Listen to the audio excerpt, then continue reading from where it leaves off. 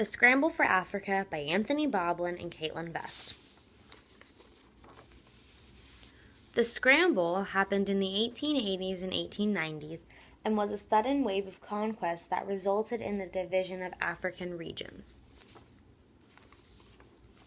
Egypt was one of the regions that Britain obtained. They managed to indirectly rule and held some power. The cotton production was a major interest of Britain. Egyptian farming benefited greatly as Britain used the irrigation techniques on the Nile River. In the mid-19th century, the Egyptians had attempts of modernizing their armed forces.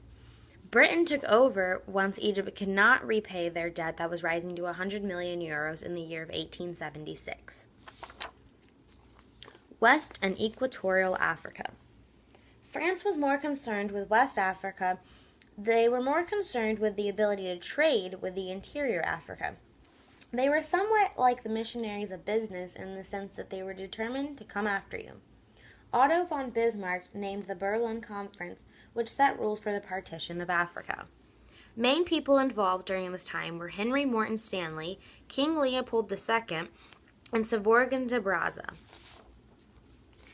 King Leopold II was a ruler from 1865 to 1909 who triggered the scramble. He is known as the Butcher of the Congo because if his African workers did not meet the rubber quota for the day, he would cut off their limbs, causing a massive genocide, as they said. Southern Africa. This was a naturally inhabited African region. Britain took over control as the Afrikaners migrated inland. The British invasion was led partially by a politician named Cecil Rhodes, who had colonies of southern Rhodesia, which is now Zimbabwe, and northern Rhodesia, which is now Zambia, named after him. Diamonds were found in South Africa and became the main attraction for incoming Europeans. Paul Kruger, president of South Africa in 1883 to 1900, was a well-known Afrikaner of the time. Political and social consequences. Some of the Africans welcomed incoming invaders as a source of protection, which is a strange yet effective plan. There were several resistant movements, yet the Ethiopian was the only successful one. The Kingdom of Asante was on the Gold Coast and expanded rapidly after 1680.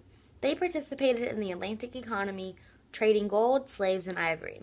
It resisted British imperial ambitions for a quarter of a century, but then became absorbed into the Britain's Gold Coast colony in 1902. Menelik was an emperor of Ethiopia. He enlarged Ethiopia to its present dimensions, and he defeated an Italian invasion at Adwa in 1896. Cultural responses. Most of the cultural influences of Africa came from European nations.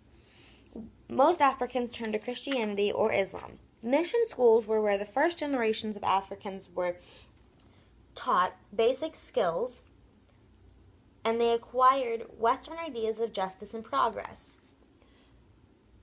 Boys were taught crafts such as carpentry and blacksmithing, while girls learned domestic skills such as cooking, laundry, and childcare.